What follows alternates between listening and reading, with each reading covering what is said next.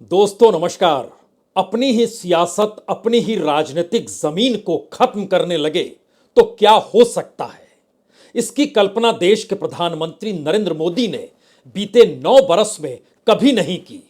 लेकिन पहला मौका है कि बीते 9 बरस में जिस बात को बोलने से वह कतराते रहे, खुद को छुपाते रहे या कहें अपनी राजनीतिक लकीर, उन्होंने जिस हिंदू और हिंदुत्व राष्ट्रवाद के आश्रय इस देश में खड़ी करनी चाहिए, पहली बार वही राजनीति उन पर भारी पड़ रही है। और पहली बार 9 बरस में उन्हें चिंता अल्पसंख्यकों की है, उन्हें चिंता मुसलमानों की है, उन्हें इस बात की चिंता हो चली है कि कांग्रेस कहीं समूची राजनीतिक जमीन ही एक झटके में समेट ना ले। और शायद इसी का वो असर है कि बीते 9 बरस में जो नहीं हुआ अब वह हो रहा है। तो क्या 4 राज्य, जो बड़े 4 राज्यों में चुनाव होने हैं, वहां की राजनीतिक हवा को वह भांप चुके हैं, समझने लगे हैं? और शायद इसीलिए पहली बार उन्होंने इस देश के भीतर चुनावी रैली के वक्त ओबीसी का जिक्र नहीं किया, इस देश की अलग अलग जातियों का जिक्र नहीं किया, यह नहीं कहा कि दलितों की कौन सी स्थिति है या आदिवासी किस स्थिति में जीते हैं। और ओबीसी के भीतर कभी यादव माइनस ओबीसी को खोजते थे, कभी जाटव माइनस दलित को वो खोजते थे। लेकिन पहली बार उन्हें यह समझ में आ गया, यह देश गरीबों से पटा पड़ा है और इस देश की हकीकत, इस देश का गरीब आदमी है। यानी 5 ट्रिलियन का सपना हो या इस देश के कॉरपोरेट की रईसी हो, इस दौर में बैंकों से लिया गया करोड़ों अरबों का माल हो और उस माल की माफी सरकार ने कर दी हो, लेकिन यह देश गरीबों से पटा पड़ा है। और शायद इसीलिए पहली बार प्रधानमंत्री को गरीब में ही अपनी जाति दिखाई देने लगी। यानी गरीबों की जाति ही और गरीबों की बिरादरी ही सबसे बड़ी होती है। लेकिन उससे आगे एक कदम बढ़ते हुए उन्होंने पहली बार इस बात का भी जिक्र किया कि अगर जिसकी जितनी जनसंख्या है, अगर उसकी उतनी ही भागीदारी राजनीतिक सत्ता में या इस देश के भीतर हो जाएगी तो फिर मुसलमानों के पास बचेगा क्या? तो क्या वह मुसलमानों को सचेत कर रहे हैं कि जिस रास्ते बिहार का जाति सेंसस निकल पड़ा है और जिस रास्ते ओबीसी की जनसंख्या को लेकर सियासत अब साधी जा रही है, उसमें बीजेपी के दिन पूरे हो चले हैं। तो ऐसे में बचाने के लिए जो तिनका है वह अल्पसंख्यकों का ही है क्या? हमें लगता है कि आज एक एक बात सुननी चाहिए। पहले सुनिए उन्होंने कांग्रेस और अल्पसंख्यकों को लेकर कहा क्या, क्योंकि 9 बरस पहले या उसके बाद वो लगातार कांग्रेस पर निशाना साधते रहे कि दरअसल ये मुस्लिम तुष्टीकरण करते हैं और हिंदूवादी पार्टी कोई है तो बीजेपी है। तो ऐसे में आज मुसलमानों को याद प्रधानमंत्री मोदी ने कैसे किया, पहले यह सुनिए। भारत के पूर्व प्रधानमंत्री मनमोहन सिंह जी तो कहा करते थे कि देश के संसाधनों पर पहला हक माइनॉरिटी का है, अल्पसंख्यकों का है और उसमें भी मुसलमानों का है। अब कांग्रेस कह रही है कि आबादी तय करेगी कि पहला हक किसका होगा। यानी क्या अब अल्पसंख्यकों का हक कांग्रेस कम करना चाहती है क्या? है ना गजब की परिस्थिति। कांग्रेस इस देश के मुसलमानों का हक कम करना चाहती है। इस बात का जिक्र कोई दूसरा शख्स नहीं, प्रधानमंत्री मोदी कर रहे हैं, जो कि बीजेपी की पूरी रणनीति बनाते हैं। और उनकी रणनीति में इस देश का कोई मुस्लिम उम्मीदवार उनकी पार्टी से चुनाव लड़ नहीं सकता है। उन्हें मुसलमानों की हक की चिंता है। लेकिन यह चिंता इतनी भर नहीं है, बल्कि खुद को हिंदूवादी पार्टी कहने वाली बीजेपी और उनके नेता नरेंद्र मोदी यही नहीं रुके, वो जनता से कहने लगे और पूछने लगे कि दरअसल सारा हक अगर हिंदू ले जाएंगे तो फिर मुसलमानों के पास बचेगा क्या। और यह एक ऐसी परिस्थिति है जिसका जिक्र बीते 9 बरस में कभी भी बीजेपी के किसी नेता ने कहने की हिम्मत दिखाई नहीं होगी, बल्कि उल्टे कहा इस देश में मुस्लिमों को रहना होगा तो अल्पसंख्यक बनकर रहना होगा और भारत हिंदू राष्ट्र की दिशा में जाएगा ही। ढोल पीट पीट कर इस राजनीति को आगे बढ़ाया गया। लेकिन आज सुर कुछ अलग थे, जरा सुनिए। और आबादी के ही हिसाब से ही अब तय होने वाला है। तो पहला हक किसका होगा भाई? किसका होगा? आबादी किसकी ज्यादा है? किसका हक होगा? जरा कांग्रेस वाले स्पष्टता करें। क्या आबादी के हिसाब से हक मिलेगा क्या? तो क्या अल्पसंख्यकों को कांग्रेस हटाना चाहती है क्या? तो क्या सबसे बड़ी आबादी वाले हिंदू अब आगे बढ़कर अपने सारे हक ले लें क्या? यह भी गजब लगा होगा आपको। कांग्रेस इस देश के मुसलमानों को हटाना चाहती है, उन्हें उनका हक देना नहीं चाहती है, और इस बात का जिक्र प्रधानमंत्री मोदी कर रहे हैं। यानी क्या वाकई इस दौर में बीजेपी के सामने संकट इतना बड़ा हो चला है कि अब वह दूसरी पॉलिटिकल पार्टी और खास तौर से कांग्रेस के वोट बैंक में भी कहीं कोई लकीर खींचना चाहते हैं और इस बात का एहसास इस देश के मुसलमानों को कराना चाहते हैं? बात यही नहीं रुकती है, बात तो इसके कई कदम आगे जाती है। और सवाल यह है कि जिन राज्यों में चुनाव होने हैं वहां पर कितनी बड़ी तादाद में मुस्लिम कितनी सीटों को प्रभावित कर सकते हैं। और प्रधानमंत्री जब अल्पसंख्यक का राग गा रहे हैं और ये जानते समझते हुए उन्होंने जिक्र मनमोहन सिंह का किया, लेकिन हमने मनमोहन सिंह के तमाम उस भाषणों को निकाला। हमारी टीम ने पूरे भाषणों का अध्ययन किया कि मनमोहन सिंह ने कब यह कहा था। 3 मौके ऐसे आए जब माइनॉरिटी कमीशन को लेकर उस दौर के प्रधानमंत्री मनमोहन सिंह अल्पसंख्यकों पर भाषण दे रहे थे, लेकिन उस दौर में भी वो यही बात का जिक्र करते थे कि मुसलमानों को इस देश में बराबरी का हक मिलना चाहिए। और कमोवेश माइनॉरिटी कमीशन इस क्षेत्र में कितना काम कर रही है, चाहे वो हेल्थ सेक्टर हो, चाहे वो एजुकेशन सेक्टर हो, और इस देश की तमाम योजनाओं को लेकर भी उस दौर में मनमोहन सिंह यही जिक्र कर रहे थे कि सबको बराबर किस रूप में मिलना चाहिए, यानी उनको उनके हक से वंचित नहीं किया जा सकता है। यह कहीं नहीं कहा गया कि सारे संसाधनों पर पहला हक अल्पसंख्यकों का है, लेकिन बावजूद इसके प्रधानमंत्री मोदी कर रहे हैं तो उसकी टीम या उनके अपने सलाहकारों ने यह सुझाव दिया होगा कि आप इस बात का जिक्र कीजिए, क्योंकि अब जिन राज्यों में चुनाव होने हैं, अगर बिहार की राजनीतिक जमीन के आसरे इस देश में आवाज उठ गई तो फिर ओबीसी तो छोड़ दीजिए, कुछ भी नहीं बचेगा हिंदुत्व के नाम पर। तो ऐसे में अपने वोट को साधा जाए या एक नए वोट बैंक की दिशा में बढ़ा जाए। तो प्रधानमंत्री मोदी कुछ कदम और चलकर उसके आगे बढ़ गए और उन्होंने इस दौर में पहली बार गरीबों को भी एक जाति में तब्दील कर दिया। उन्होंने खुले तौर पर कहा कि दरअसल गरीबों से बड़ी जाति कुछ होती नहीं है, और जो जात पात की राजनीति इस देश में कर रहे हैं, जिसकी जिक्र उन्होंने कल से ही कहना शुरू कर दिया था, उसमें तमाम जातियों के मद्देनजर कुछ सवाल हो सकता है हर के जहन में हो, जब पार्लियामेंट के भीतर खुद बीजेपी के नेता कहने से नहीं कतराते हैं कि हमारे इतने सांसद ओबीसी से आते हैं, हमारे इतने विधायक ओबीसी से आते हैं, और इस देश के भीतर में जातियों के मद्देनजर हर को एक साथ लेकर कैसे सिर्फ बीजेपी चली है। लेकिन अब सुर बदल गए, अब समझ गए कि दरअसल ओबीसी की राजनीति साधनी मुश्किल है, हिंदुत्व के आसरे चल नहीं सकते हैं, क्योंकि गरीबी इस देश में जबरदस्त है। तो वो पूरे चकाचौंध का बवंडर जो इस दौर में भारत को विकसित बनाते हुए G20 तक का जिक्र किया गया और बताया गया कि भारत कितना महान देश और आने वाले वक्त में किस तरीके से उस चकाचौंध में शरीक हो जाएगा जहां भारत को विकसित कहा जाएगा। पर कैपिटा इनकम के लिहाज से इस देश के भीतर में जो गरीब क्षेत्र हैं, वहां की जो कुल सीटें आती हैं वह तकरीबन 365 सीटें आती हैं। तो गरीब को ही जाति बना डालिए। हमें लगता है इस सिलसिले का पन्ना खोलें उससे पहले प्रधानमंत्री मोदी ने किस तरीके से हिंदुओं को बांटने की परिस्थिति का जिम्मा कांग्रेस के मत्थे मढ़ते हुए गरीबों की एक जाति के तौर पर खुद को देखना और दिखाना शुरू किया और बताया जिससे बड़ी जाति, गरीबी से बड़ी जाति तो कुछ होती ही नहीं है। हमें लगता है यह भी सुनना चाहिए। कांग्रेस किसी भी कीमत पर देश के हिंदुओं को बांटकर भारत को तबाह कर देना चाहती है। कांग्रेस गरीबों को बांटना चाहती है।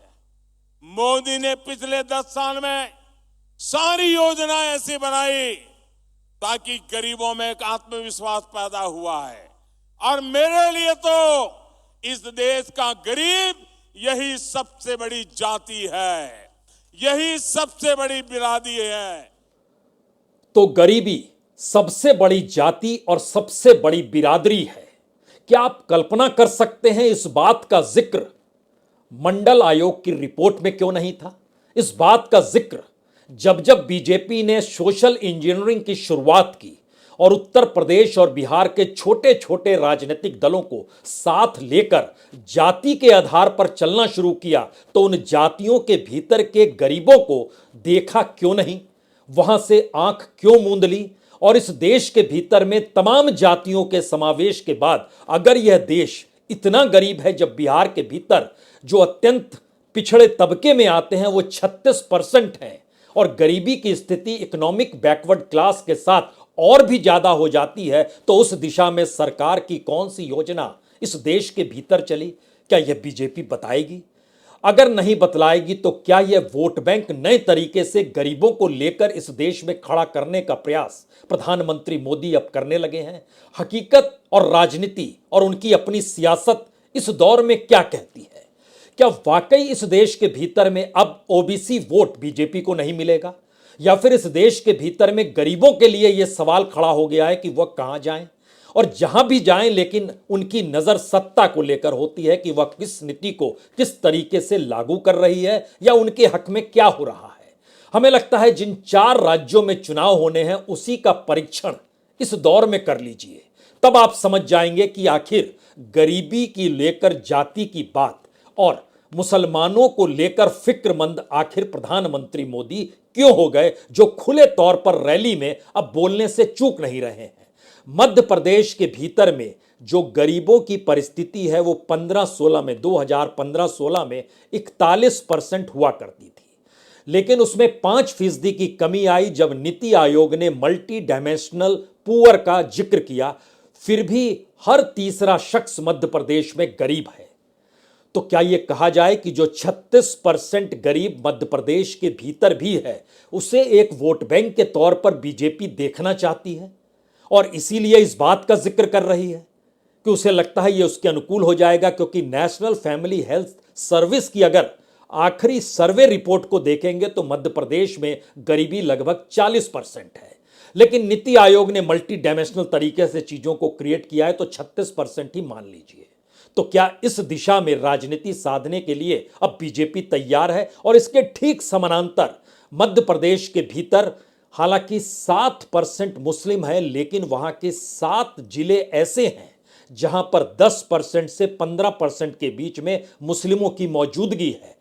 2 तो ऐसे हैं जो 20% से पार है। मसलन भोपाल में मुस्लिमों की तादाद 22% से ज्यादा है, बुरहानपुर में लगभग 24% मुस्लिम है, और जहां पर 10% से ज्यादा है उसमें रतलाम, उज्जैन, देवास, शाजापुर, इंदौर, विदिशा, सीहोर, इन तमाम जगहों की जो सीट, जो 7 विधानसभा ऐसी और 7 जिले ऐसे, और इसके अलावे 2 जो अलग अलग तरीके से 20% से ज्यादा हैं, इसका मतलब बहुत साफ है कि मुस्लिमों से प्रभावित होने वाली जो विधानसभा की सीट है वो लगभग 50 से ज्यादा है। तो क्या अब मुसलमानों की फिक्र इसलिए प्रधानमंत्री करने लगे अपने भाषण में? और जैसे ही गरीबी का जिक्र होगा और वह गरीब अपने आप को जाति के तौर पर देखने लगेगा तो एक झटके में वो सभी एकजुट हो जाएंगे, सारे गरीब, तो उन्हें जाति के तौर पर देखा जाए। यह एक नए तरीके की राजनीति है या मजबूरी की राजनीति है? क्योंकि इस राजनीति का दूसरा हिस्सा राजस्थान में नजर आता है। राजस्थान के भीतर जो गरीबी है वह नेशनल फैमिली हेल्थ सर्विस के लिहाज से समझें तो तकरीबन 39%, नीति आयोग के मल्टी डायमेंशनल पुअर की दृष्टि से समझें तो लगभग 30%, यानी हर तीसरा शख्स, अगर 2020-21 के नीति आयोग की रिपोर्ट को भी पढ़ते हैं तो हर तीसरा शख्स गरीब है। और मुस्लिम राजस्थान के भीतर 9% है। और 9% के महत्वपूर्ण यह है कि जो 13 जिले हैं यहां पर सीधे सीधे मुस्लिम तबका विधानसभा की सीटों को प्रभावित करता, और यह भी लगभग 48 से 50 के बीच है। अजमेर, अलवर, बाड़मेर, भरतपुर, टोंक, चुरू, जयपुर, झुंझुनू, सीकर, जोधपुर, कोटा, नागौर, सवाई माधोपुर, ये सारी परिस्थिति बताती है। मसलन भरतपुर में तकरीबन 15% मुसलमानों की मौजूदगी है, अलवर में भी तकरीबन 15% है, अजमेर में 14% है, बाड़मेर में लगभग 13%। ये एक मैसेज है कि अल्पसंख्यक समझ जाएं, क्योंकि जब जनसंख्या के हिसाब से भागीदारी होने लगेगी तो उनके पास कुछ भी नहीं बचेगा। और फिक्र कोई दूसरा शख्स नहीं कर रहा है, इस देश के प्रधानमंत्री कर रहे हैं, तो आप उनके साथ खड़े हो जाइए। छत्तीसगढ़ की स्थिति गरीबों को लेकर चलती है। छत्तीसगढ़ में मुसलमान 2% से ज्यादा नहीं है, लेकिन गरीबी की लकीर अगर 36 पर खींचिएगा तो वहां लगभग 40% गरीब हैं। नीति आयोग हालांकि 30% बतलाता है, लेकिन वहां की परिस्थितियां बहुत साफ बताती है। अगर गरीबी को ही जाति के तौर पर, उसमें आदिवासियों को भी शामिल कर लीजिए, ओबीसी को भी शामिल कर लीजिए, तो यह परसेंटेज लगभग 60% के पार चला जाएगा। तो क्या यह एक नई राजनीति के तौर पर बीजेपी की जरूरत इस दौर में खड़ी हो गई है? शायद भारत की राजनीति में जाति की राजनीति करने वालों में नहीं सोचा होगा कि देश के प्रधानमंत्री कल तक जिन जातियों का जिक्र करते थे, आज उन्हीं जातियों पर खामोश क्यों हो गए, और एक झटके में इस देश की गरीबी को लेकर वह कैसे आगे बढ़ गए, जबकि वो लगातार कहते हैं बीते 9 बरस में भारत ने कितना प्रोग्रेस किया है। उस प्रोग्रेस में असमानता आजादी के बाद सबसे ज्यादा इस दौर में है, इस पर सरकार कुछ नहीं कहती है। असमानता का मतलब है कि गरीबी का कैनवास और बड़ा हो गया। और चौथा राज्य अगर तेलंगाना के भीतर जाइएगा तो वहां तकरीबन 12.5-13% मुस्लिम है, और उसमें 11 जिले खुले तौर पर ऐसे हैं जो कि मुस्लिमों के जरिए वहां की विधानसभा चुनाव को प्रभावित करेंगे। और अब प्रधानमंत्री आरोप लगा रहे हैं कि कांग्रेस पर कि आप तो सब हिंदुओं के हवाले कर देंगे, तो ऐसे में मुसलमानों को क्या मिलेगा? आप तो उनका हक मारना चाहते हैं, एक वक्त तो आप ही उनके साथ खड़े थे। तो क्या ये राजनीतिक जमीन इस दौर में हिल चुकी है? और इसीलिए उन बातों का जिक्र प्रधानमंत्री कर रहे हैं जिन बातों का जिक्र 9 बरस में कभी नहीं किया, क्योंकि तेलंगाना के भीतर गरीबों की परिस्थिति भी बड़ी नाजुक है। और उसके साथ मुसलमानों की परिस्थिति अगर देखिएगा तो आदिलाबाद, हैदराबाद, कामारेड्डी, महबूबनगर, मलकाजगिरी, निर्मल, निजामाबाद, रंगारेड्डी, संगारेड्डी, विकाराबाद, वारंगल अर्बन का इलाका, इन तमाम जगहों पर जो सीट है 60 के लगभग सीट सीधे तौर पर प्रभावित करती है मुस्लिम वोट बैंक को लेकर। और उसमें अगर गरीबी का सम्मिश्रण कर दीजिएगा तो आपके जहन में आएगा ये 50 से 55% वोट तो सीधे तौर पर इन्हीं का हो गया, अगर प्रधानमंत्री की बातों में दम है। और इस देश का गरीब अपने आप को एक जाति मान रहा है, और जाति प्रधानमंत्री चाहते हैं कि वो मान ले, और उनकी तमाम योजनाएं गरीबों के लिए है। तो कुछ फैक्ट्स हमको लगता है सामने रखने चाहिए। गरीबों को लेकर जितनी भी योजनाओं का ऐलान किया गया, वो तमाम योजनाओं की जो कुल रकम होती है, वह रकम इस देश के भीतर में 10 लाख करोड़ से ज्यादा की नहीं होगी। लेकिन एक झटके में हिडेनबर्ग की रिपोर्ट आती है, और अडानी कांड जो शेयर बाजार में तहलका मचाता है, सिर्फ 48 घंटे के भीतर 12 से 13 लाख करोड़ रुपए के वारे न्यारे हो जाते हैं। एक झटके में वैल्यूएशन कम हो जाता है। जब कॉरपोरेट को टैक्स की माफी दी जाती है, जिस दौर में हर बरस जो रियायत दी जाती है, हर बरस जो रिटर्न ऑफ किया जाता है, जो कर्ज कॉरपोरेट और इंडस्ट्रियलिस्ट लेते हैं और उसके बाद नहीं चुकाते हैं, उसकी जो माफी दी जाती है, इस देश के गरीबों को लेकर जो डायरेक्ट बैंक ट्रांसफर भी किया गया, अगर उसको भी जोड़ दीजिएगा तो वह भी कुल माफी, कुल रियायत, कुल कॉरपोरेट के साथ खड़े होने के समानांतर में तकरीबन 20% ही आ पाएगा। यानी 80% ज्यादा की राहत रियायत यही चलती है। तो इस देश के 9 बरस के राजनीतिक मिजाज का चकाचौंध एक झटके में इस देश की गरीबी को क्यों देखने लगा? और गरीबी के जरिए इस देश की परिस्थिति को अपनी राजनीति से जोड़ने का प्रयास क्यों करने लगा? और यह तिलमिलाहट है, कुलबुलाहट है, या इस दौर में सिरकती हुई जमीन को बचाने की जद्दोजहद है? क्योंकि इन 4 राज्यों के भीतर की परिस्थितियां बहुत साफ बताती हैं। अगर बिहार के जाति वाले सेंसस के आसरे राजनीति ने तूल पकड़ा तो बीजेपी जाति के आधार पर वोट मांग नहीं पाएगी।